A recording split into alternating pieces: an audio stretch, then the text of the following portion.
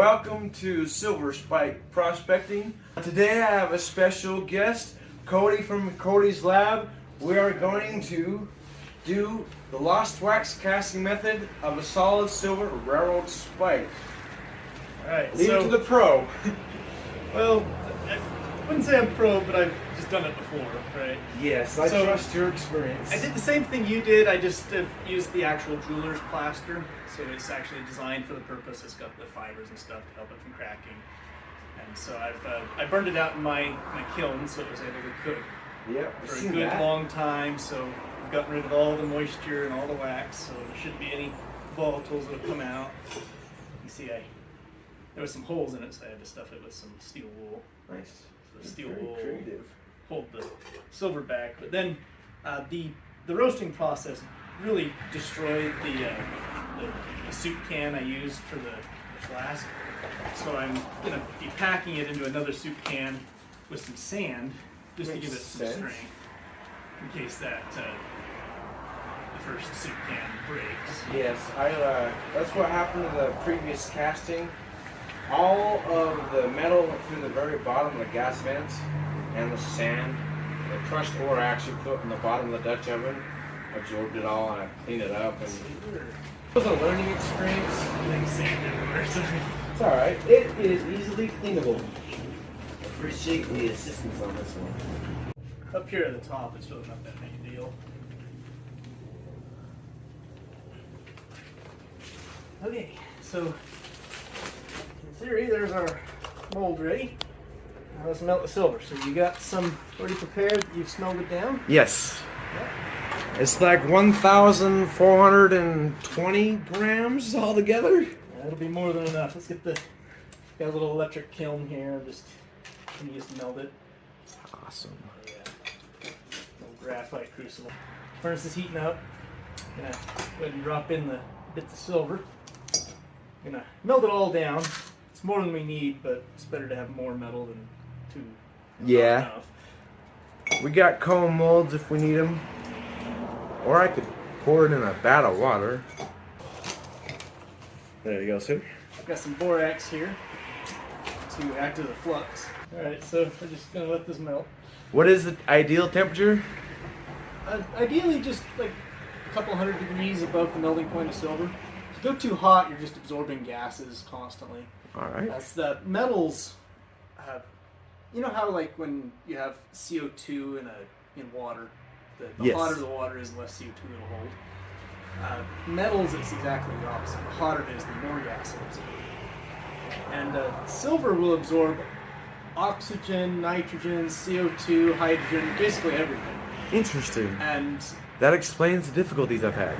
it dissolves oxygen better than most because it's kind of a noble metal. It doesn't oxidize at high temperatures. So oxygen really likes to go into silver.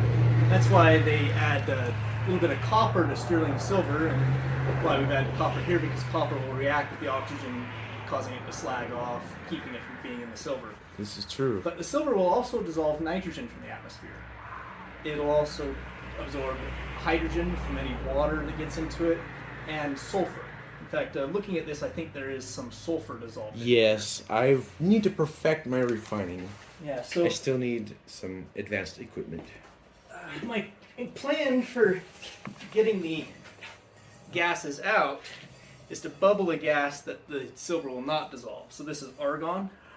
I'm familiar with that. Won't dissolve into silver, but it will like help carry the other gases out. So we'll try bubbling some of this through. We'll also kind of, once we get the metal melted, we'll let it cool under the flux, and then we'll remelt it that way. Just so it's at a lower temperature, so the gases come out before we pour it into the mold. You're just everything we can mindful of knowledge. Just everything we can to make this most likely to happen. Excellent. I think it took me 4 tries to get the gold spike to work. That was beautiful. That was a beautiful spike. I actually watched that the other day to try to figure out how you sprued the spike correctly. Yeah, there was some things that I did wrong on that actually. I needed to have some metal at the top, so when the gold cooled, I could have like a little reservoir for the metal to get sucked down into. When I did it, it was basically right at the very top, and when it sucked back, it left a cavity in the top. I remember that. I had to fill it by heating the torch. Look good though. Now we await for the silver to melt.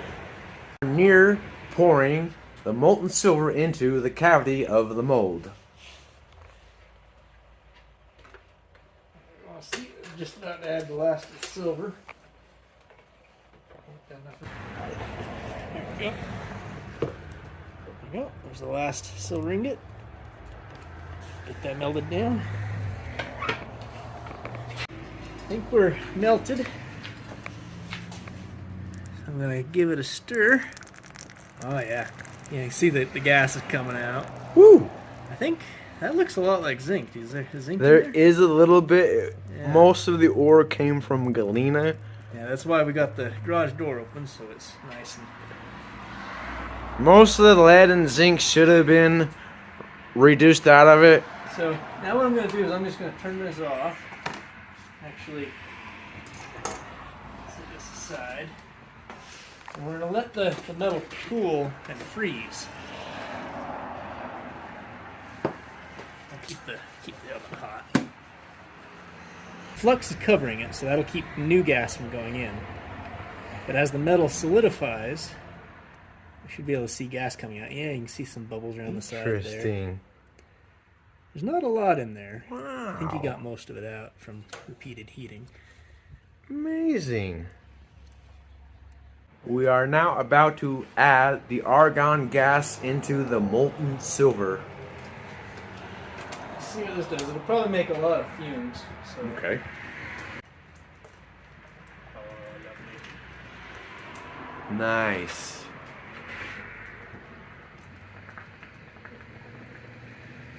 Split it too much. Just let it do that for a little while. That is fascinating. Yeah, just Wow. bubbling the gas in there to hopefully knock out the volatiles. We have removed the argon. Now pouring the silver into the cavity. Alright, no pressure.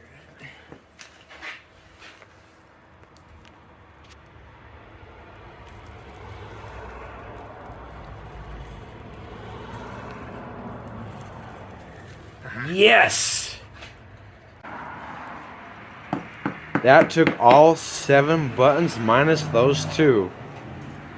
Now that's a lot of silver. We are about to quench the investment to find out whether it was a successful cast. Now for some bubbly action. Love that sound. Yeah, this investment comes apart really nice. The water and steam bust it all up. Yeah, look how it just like comes apart. Nice. Wow.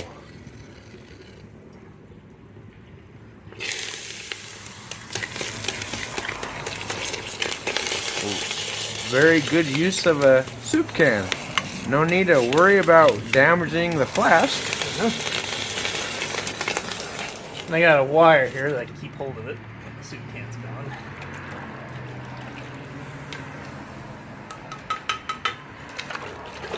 I dare say we might have got it. Yeah. Let's get a close up.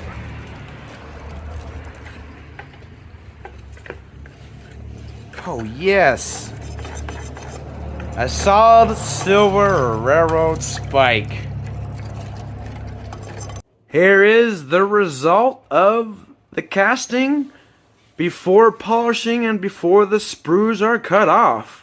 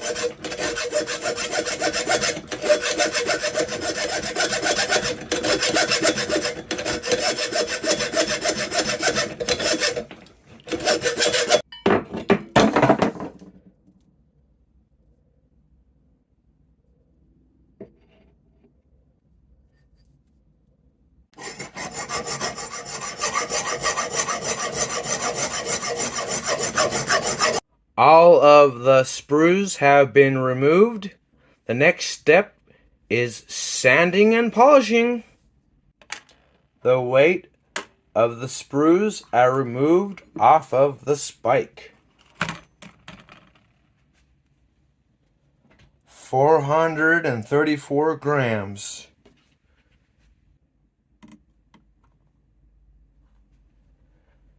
343 grams.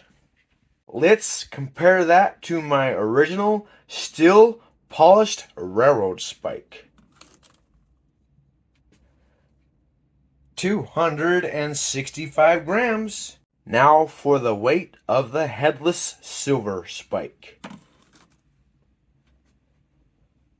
195 grams. Now for the weight of the cone molds after the silver spike casting was complete.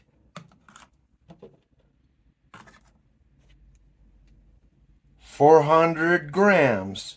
I should have enough silver left to make a second solid silver railroad spike.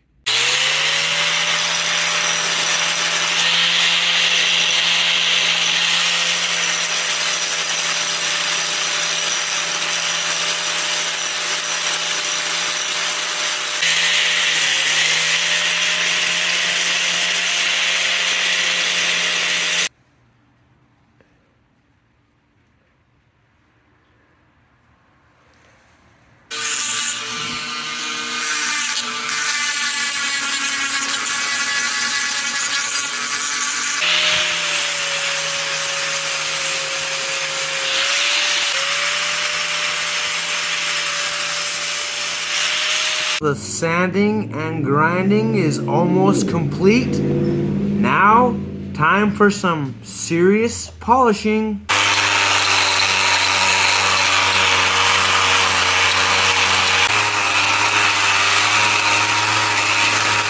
Here is the completed silver railroad spike. Side by side, my original spike next to the silver one.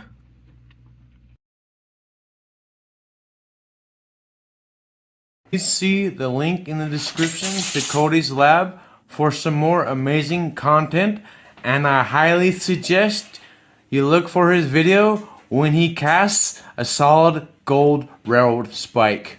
Any last suggestions, comments, or words, Mr. Cody? Careful cleaning it up. Amazing work. We don't want to have to do all that again. Yes, this is true. Thank you so much, Cody. I'm glad it worked out. It's great. Thank you, everybody, for watching Silver Spike Prospecting. Share your thoughts, give a thumbs up, subscribe for more, and have an awesome day.